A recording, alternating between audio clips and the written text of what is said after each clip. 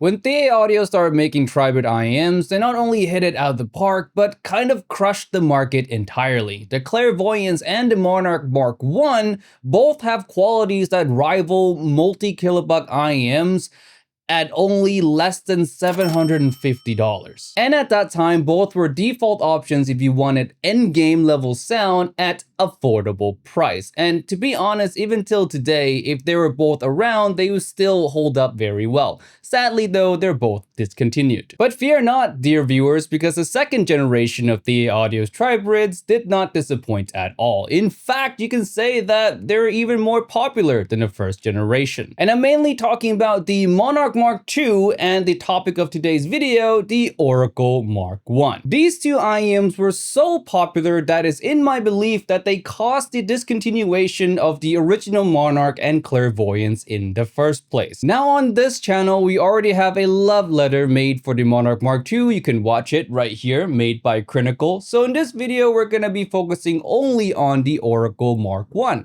Let's jump into it. Now let's get all the non-sound stuff out of the way. The Oracle Mark I is a tribrid IEM consisting of 1 DD, 2 BA, 2 EST, coming in at $539 US. The shell is nothing really too special. Full resin shell with a metal nozzle, typical of a lot of ThieAudio's IEM. Accessories include a hard case, some ear tips, and probably the best stock cable you can get anywhere. It's soft, is beautiful, very well built, and is thick enough not to get easily tangled. Now with that out of the way, let's jump into the more exciting part.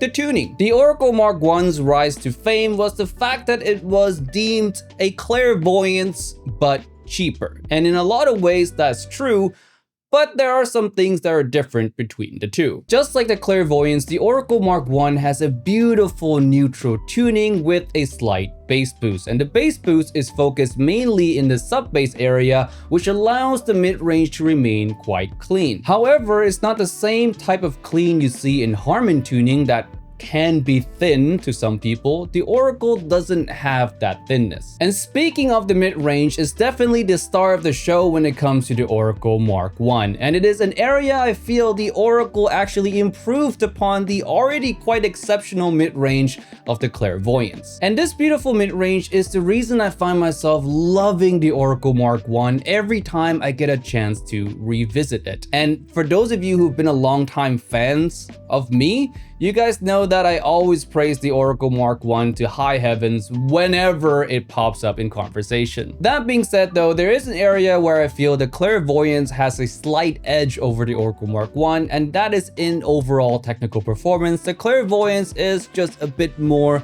incisive overall, whereas the Oracle Mark I can sound a bit smooth over, if you will. But Timmy, you're comparing the Oracle Mark I to a discontinued IEM. What about in today's market? How does the Oracle Mark I fare?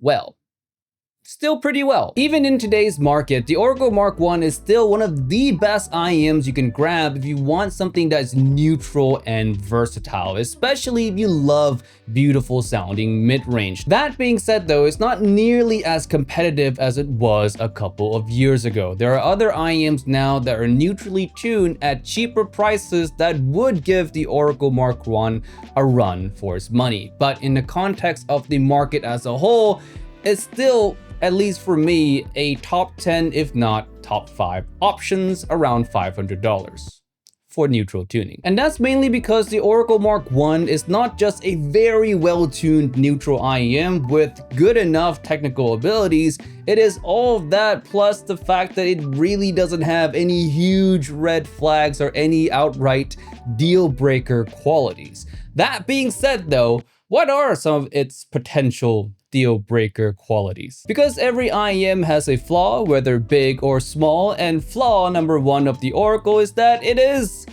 a bit too neutral. And to some, it can mean boring sounding. And flaw number 2, you guessed it, is the technical performance. For the price, it could be better, and it would leave you wanting more for sure if you're the type of listener who listens for those extra details or nuances, the Oracle Mark 1 might not scratch that itch for you. And on the topic of technical performance, the bass impact or dynamics overall, just like the rest of the Oracle's sound, can use a bit more definition. But hey, that's just one man's opinion on the Oracle Mark 1 by ThieAudio. If you want to form your own opinion, why not come down to the Hangout? We're located at 29B Moss Street, level 3 in Chinatown. Come on down, try the Oracle Mark 1, compare it to the Oracle Mark 2, Mark 3, and a lot of other IEMs we have for demo. However, for those of you at home who can't make it all the way to Singapore and you have to blind buy IEMs, well, let me help you make that decision easier. Buy the Oracle if one, you want one of the best tuned IEM on the planet today, especially if you love a neutral style tuning, and also if you want something that is very versatile. And don't get the Oracle Mark 1 if one, you want something more exciting, more V-shaped, more bassy, more sparkly highs,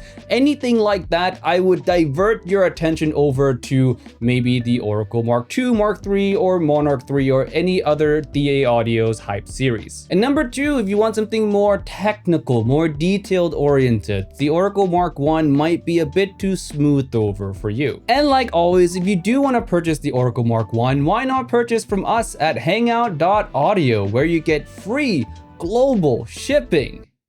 Conditions applied. And with all that said, remember friends, if it's not on the list, it doesn't exist. See you next week.